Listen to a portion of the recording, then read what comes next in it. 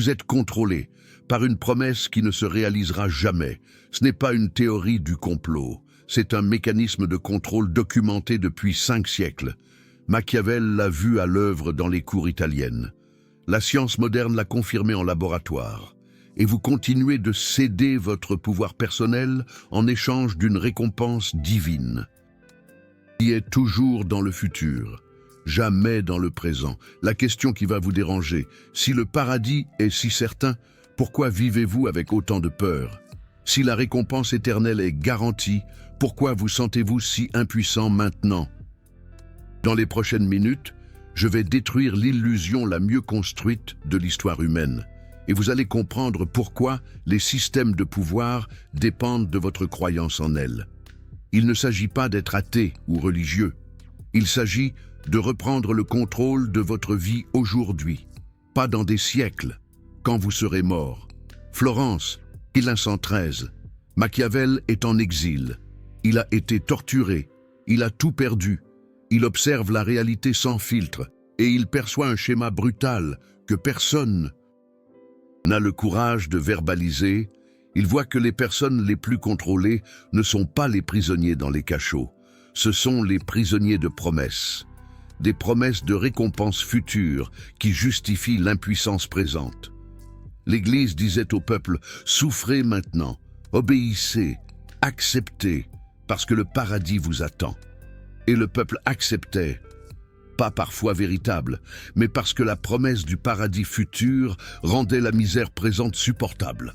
Machiavel a observé cela et a écrit quelque chose qui a coûté cher. Le pouvoir réel ne vient pas de contrôler les corps, il vient de contrôler les espérances. Celui qui contrôle ce que les gens attendent du futur contrôle ce qu'ils acceptent dans le présent.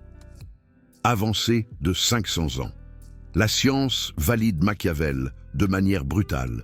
Une étude de 2024 publiée dans la revue de psychologie pastorale auprès d'adultes brésiliens a découvert que les religions favorisent fréquemment les récompenses différées, parce que ce facteur est directement lié à des principes et des dogmes religieux.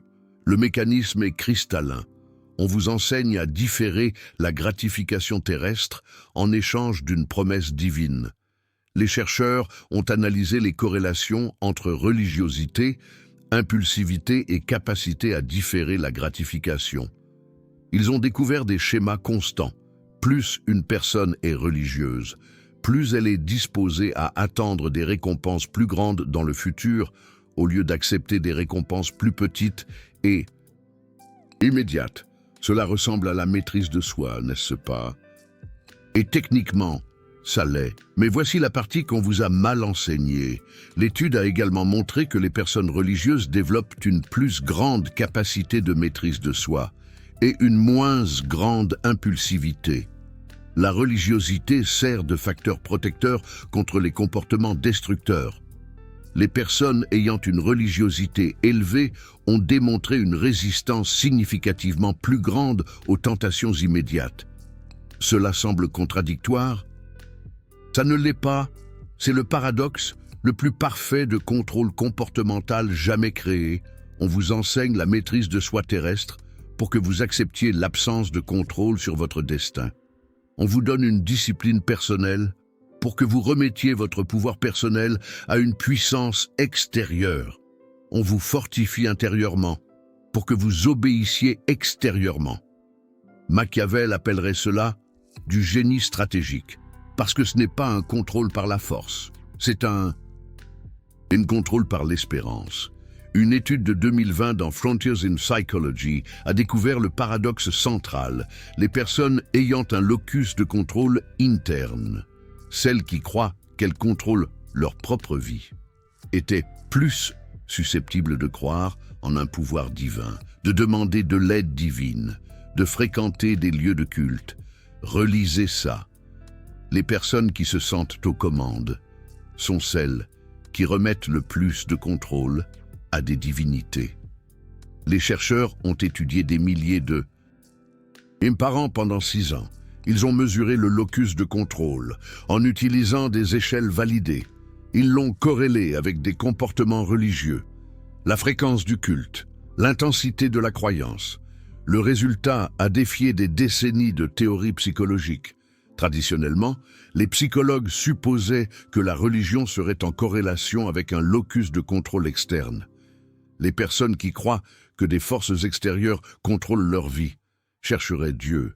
Cela avait un sens intuitif, mais la réalité est l'opposé. Les personnes ayant un fort sens de contrôle personnel, celles qui prennent des décisions autonomes, assument la responsabilité de leurs résultats, agissent sur leur situation. Ces personnes sont les plus religieuses, et elles restent religieuses plus longtemps. Les chercheurs ont appelé ça de l'ambiguïté. Machiavel appellerait ça de la manipulation parfaite. Parce que voici la vérité brutale. La religion vous donne des outils de pouvoir personnel, la maîtrise de soi, la discipline, le report de la gratification.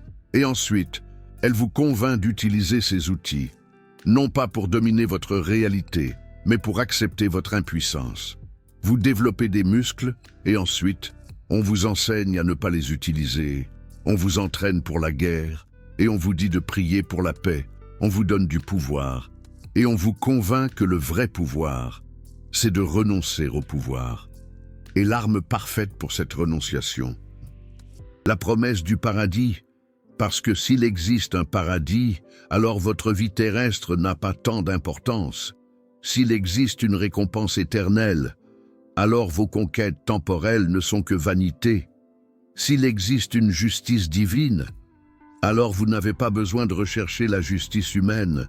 Si Dieu contrôle tout, alors pourquoi essayeriez-vous de contrôler quoi que ce soit? Calmez-vous, parce que la partie la plus brutale arrive maintenant.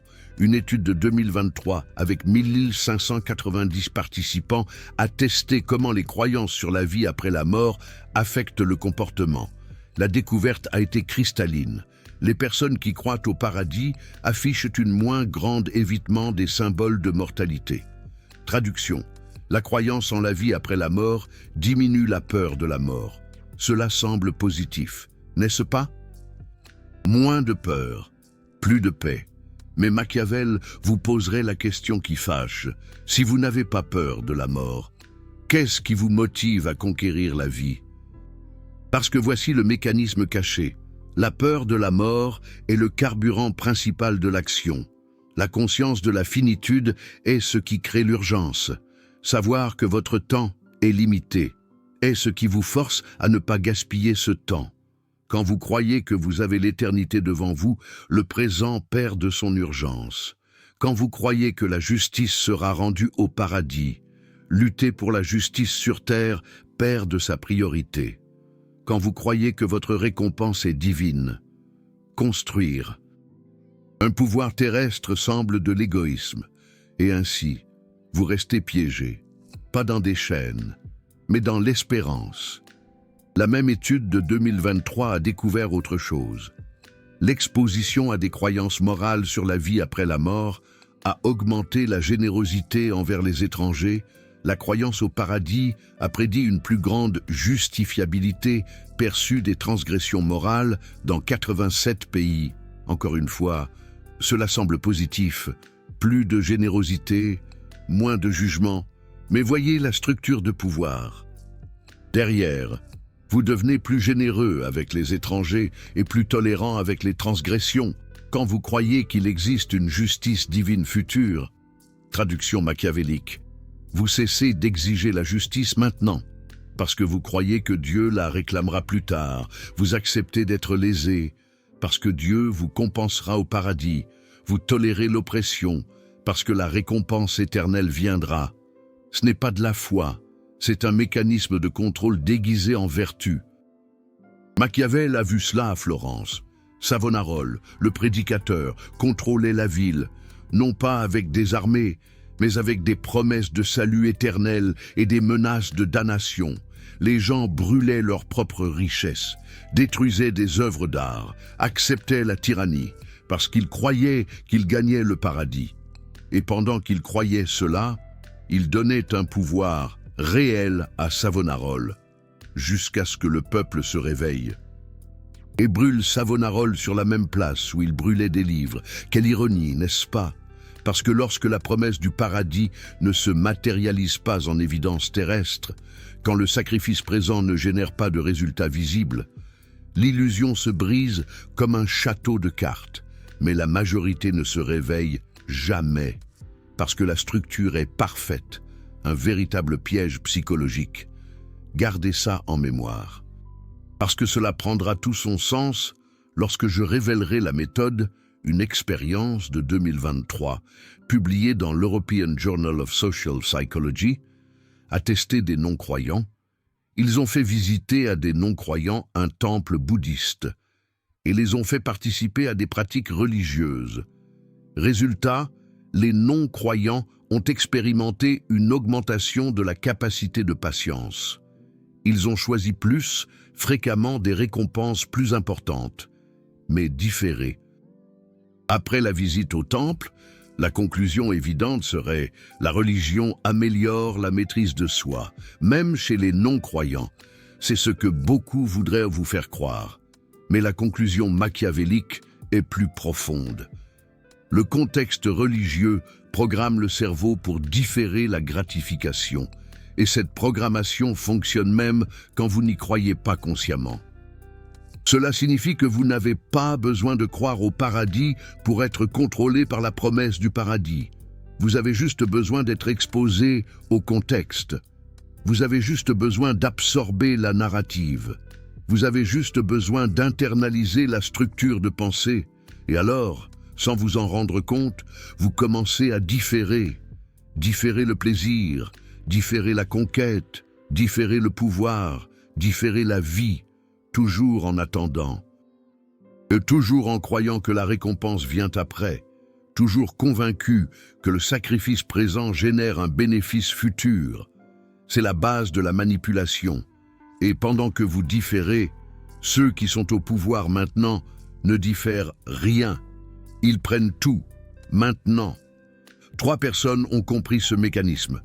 Une l'a utilisé pour contrôler des empires, une autre pour construire des religions. La 3e l'utilise maintenant pour vous maintenir exactement où vous êtes. Vous êtes une pièce de leur jeu. Vous pensez peut-être, mais Machiavel n'était pas contre la religion. Correct. Machiavel n'était pas contre la religion. Il était contre le fait que vous ne compreniez pas comment la religion fonctionne comme un outil de pouvoir. Il voulait que vous soyez aware. Il a écrit que les leaders intelligents utilisent la religion comme un instrument de contrôle social. Pas parce que la religion est fausse, mais parce que la religion est efficace. C'est un outil puissant. La religion vous donne des codes moraux qui facilitent la coopération sociale, vous donne une communauté qui augmente la survie, vous donne un sens qui réduit l'anxiété existentielle, vous donne une discipline qui améliore les résultats. Tout cela est réel, tout cela fonctionne, mais attention au revers de la médaille. Mais elle vous donne aussi un locus de contrôle externe, déguisé en interne, vous donne une passivité, déguisée en patience, vous donne une impuissance, déguisée en humilité, vous donne une renonciation, déguisée en vertu. Et la pièce centrale de cette structure est la promesse du paradis. Parce que le paradis est la récompense qui n'a jamais besoin d'être livrée. C'est la promesse qui ne peut jamais être vérifiée. C'est le paiement qui est toujours dans le futur, jamais dans le présent. Si je vous promets 1 000 € demain, vous allez réclamer. Si je vous promets un paradis éternel après la mort, vous ne pourrez jamais réclamer. C'est une promesse facile à faire.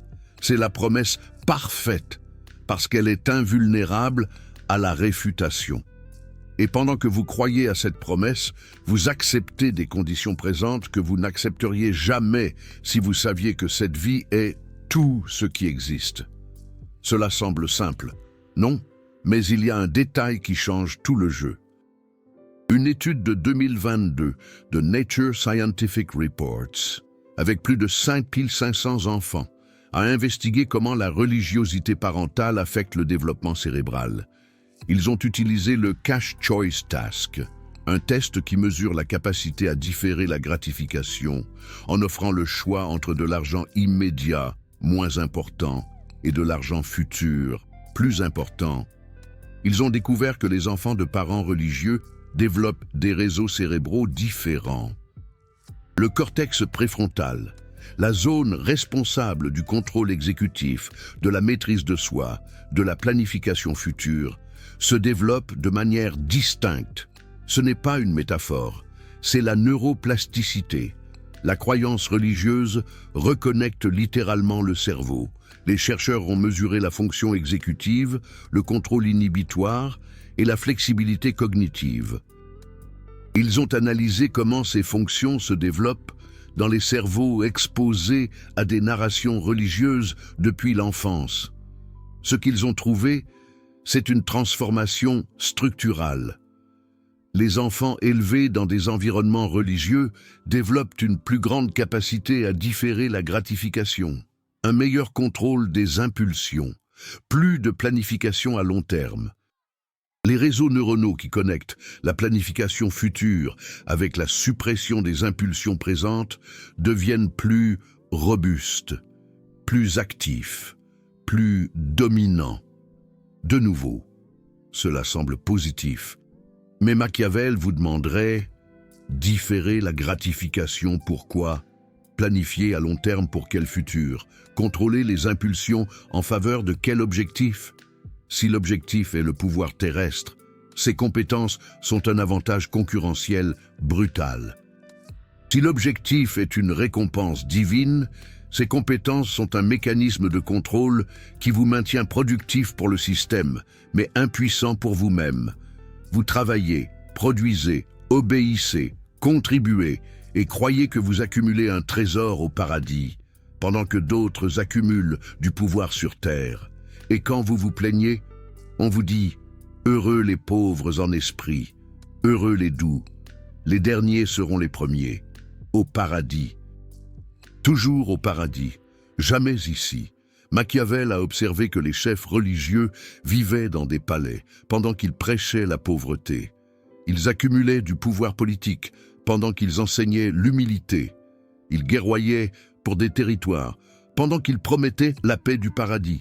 L'hypocrisie n'était pas accidentelle, elle était stratégique.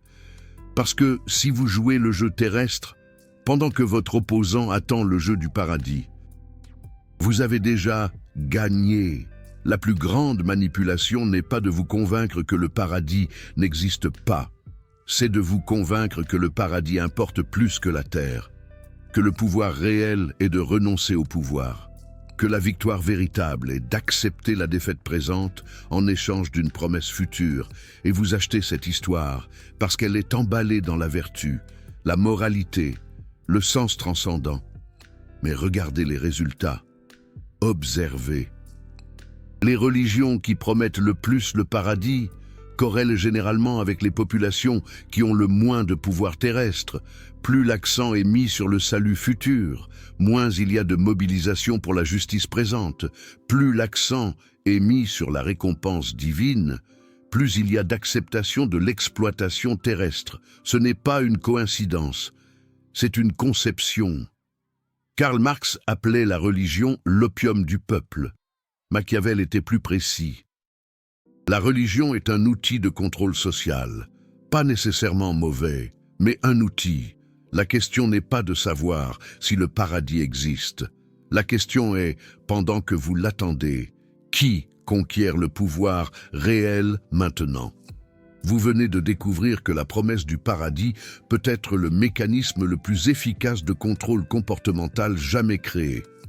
Que la science confirme que les croyances sur la vie après la mort altèrent la structure cérébrale, réduisent l'urgence terrestre, augmentent l'acceptation de l'injustice présente.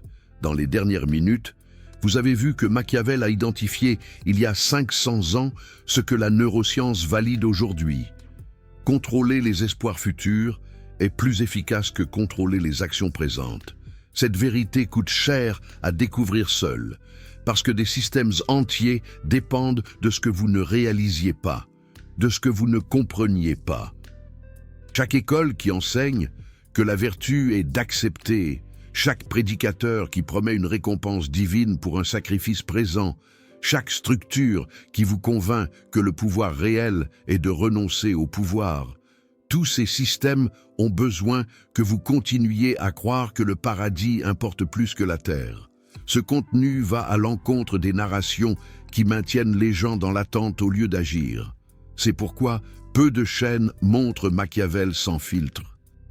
Parce que la vérité sur les mécanismes de contrôle social dérange ceux qui bénéficient de ces mécanismes. Le super thanks juste en dessous n'est pas seulement un soutien financier. C'est vous qui dites « Je veux plus de vérité sur la façon dont le pouvoir fonctionne, sans romantisation, sans illusion ». Quand vous cliquez sur ce cœur, vous financez un contenu qui révèle les structures de contrôle au lieu de les perpétuer. Vous investissez dans la clarté sur la nature humaine et le pouvoir réel. Vous n'êtes pas seulement un spectateur. Vous êtes quelqu'un qui a choisi de voir comment le jeu fonctionne réellement au lieu de croire aux règles qu'on vous a enseignées. Faites partie de ceux qui comprennent les mécanismes, pas de ceux qui sont manipulés par eux. Maintenant, la question que personne ne veut poser. Si le paradis est une construction de contrôle, que vous reste-t-il? Machiavel vous donnerait 3 réponses. Premièrement, la séparation stratégique.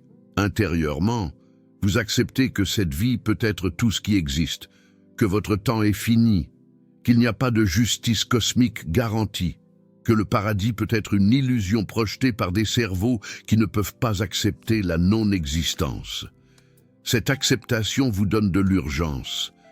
Si vous avez une vie, vous ne pouvez pas la gaspiller à attendre la prochaine, extérieurement. Vous jouez le jeu social. Si un contexte religieux offre une communauté, utilisez-le. Si une pratique religieuse développe la maîtrise de soi, pratiquez-la.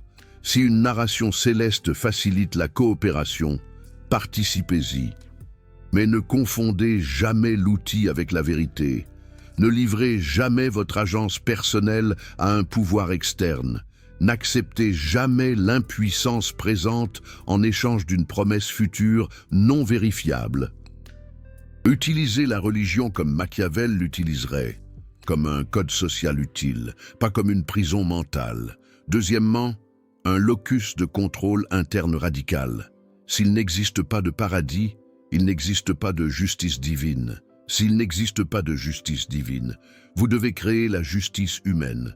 Si personne ne va vous compenser pour les injustices subies, vous devez cesser de subir des injustices. Ce n'est pas de la révolte, c'est de la responsabilité.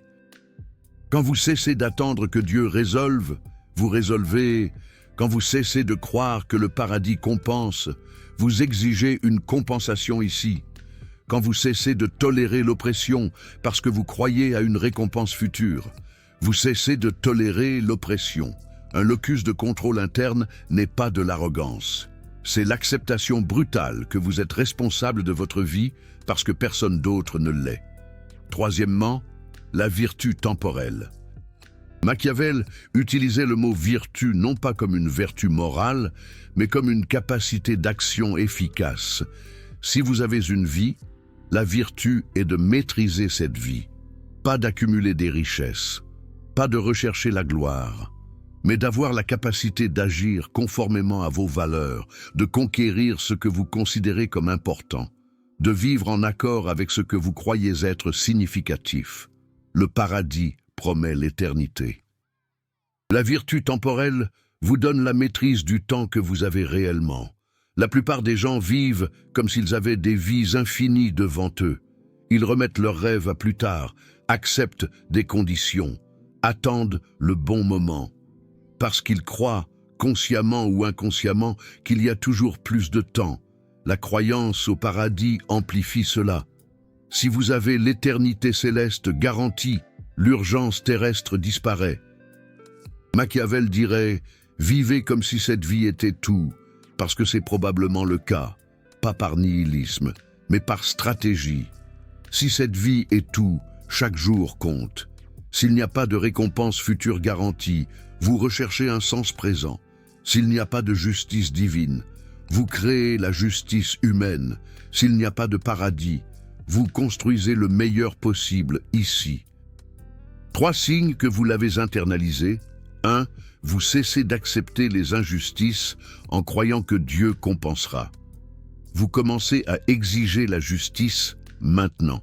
Exemple pratique. Votre patron vous exploite. Heures supplémentaires non payées, promesses non tenues, irrespect systématique. La mentalité céleste dit « Soyez patient, Dieu voit tout, votre récompense viendra ». La mentalité machiavélique dit « Documentez tout, confrontez stratégiquement ou changez d'emploi ». La justice maintenant, pas dans l'éternité. 2. Vous cessez de remettre votre vie à plus tard en croyant que le paradis est l'objectif. Vous commencez à vivre pleinement le temps fini que vous avez. Exemple pratique. Vous voulez voyager, mais vous remettez à plus tard. Vous voulez changer de carrière, mais vous attendez. Vous voulez exprimer votre amour, mais vous pensez avoir le temps. La mentalité céleste murmure. N'est-il pas égoïste de rechercher le plaisir terrestre quand il existe un salut éternel? La mentalité machiavélique répond. Si vous avez une vie, vivez-la complètement, parce qu'il n'y a probablement pas de seconde chance. 3. Vous cessez de livrer votre agence à des pouvoirs externes, divins ou humains, et vous assumez le contrôle total sur ce qui est à votre portée. Exemple pratique. Vous faites face à une décision difficile. Carrière. Relation, changement de ville. La mentalité céleste prie en demandant un signe divin, espère que Dieu révélera le chemin, craint de mal choisir et de sortir de la volonté divine. La mentalité machiavélique analyse les options, accepte l'incertitude, décide avec les informations disponibles, assume la responsabilité des conséquences. Votre destin n'est pas entre les mains de Dieu, il est entre les vôtres. Ce n'est pas de l'athéisme militant. C'est du pragmatisme machiavélique. Utilisez ce qui fonctionne, rejetez ce qui vous contrôle. Gardez une clarté sur la différence entre un outil utile et une illusion paralysante. Un exemple historique, brutal. Jérôme Savonarola a contrôlé Florence de 1494 à 1498 grâce à des promesses de salut céleste et des menaces de damnation éternelle. Il a convaincu les Florentins de brûler des livres, des œuvres d'art, des vêtements luxueux, tout ce qu'ils considéraient comme pécheurs. Les gens obéissaient, détruisaient leurs propres richesses, acceptaient un régime théocratique sévère. Pourquoi? Parce que Savonarola promettait que Florence serait la nouvelle Jérusalem, que Dieu récompenserait le sacrifice par le salut. Pendant ce temps, Savonarola accumulait un pouvoir politique réel, jusqu'à ce que les Florentins réalisent. Le paradis n'arrivait pas, mais la tyrannie était présente. La promesse céleste ne se matérialisait pas. Mais le contrôle terrestre augmentait. En 1498, ils ont exécuté Savonarola. Ils l'ont brûlé sur la Piazza della Signoria, la même place où il avait brûlé des livres. Machiavel était là. Il a tout vu et il a compris. Quand la promesse du paradis ne génère pas de résultats terrestres vérifiables, le pouvoir construit sur cette promesse s'effondre. Mais il a aussi compris, tant que les gens croient, le contrôle fonctionne parfaitement. C'est pourquoi il n'a jamais attaqué la religion en soi. Il a attaqué la naïveté de ne pas comprendre la religion comme un outil de pouvoir. La leçon machiavélique n'est pas de détruire la religion, c'est de comprendre comment elle fonctionne et de décider consciemment si vous l'utilisez ou si vous êtes utilisé. Vous pouvez choisir de croire au paradis, mais choisissez en sachant que cette croyance altère votre comportement terrestre de manière documentée par la science. Vous pouvez choisir de suivre une religion, mais choisissez en sachant que vous adoptez un code social, développé pour faciliter la coopération et le contrôle. Vous pouvez choisir d'attendre la justice divine, mais choisissez en sachant que pendant que vous attendez, l'injustice humaine continue inlassablement. La manipulation ne réside pas dans l'existence de la religion, Elle réside dans le fait que vous ne percevez pas comment elle opère sur votre comportement. Vos choix, votre sentiment d'agir. Machiavel ne vous demande pas de renoncer à la foi. Il vous demande d'avoir une clarté absolue sur le coût de cette foi, en termes de pouvoir personnel. Si votre foi vous fortifie, vous donne une communauté, vous offre un sens et qu'en même temps, vous maintenez un locus de contrôle interne, agissez sur votre réalité. Exigez la justice ici et maintenant. Alors, votre foi est un outil et non une prison. Mais si votre foi vous enseigne à accepter l'impuissance, à attendre des récompenses futures, pendant que d'autres conquièrent le pouvoir présent, à tolérer l'injustice parce que Dieu résoudra tout plus tard, alors votre foi est un mécanisme de contrôle, une simple illusion. Et la différence cruciale réside dans la promesse du paradis. Parce que le paradis est la promesse non vérifiable qui justifie n'importe quel sacrifice présent. C'est le paiement qui n'a jamais besoin d'être fait parce qu'il est toujours dans le futur. C'est la récompense qui vous maintient en train de travailler, d'obéir, d'accepter sans jamais recevoir. Machiavel a détruit cette illusion il y a 500 ans.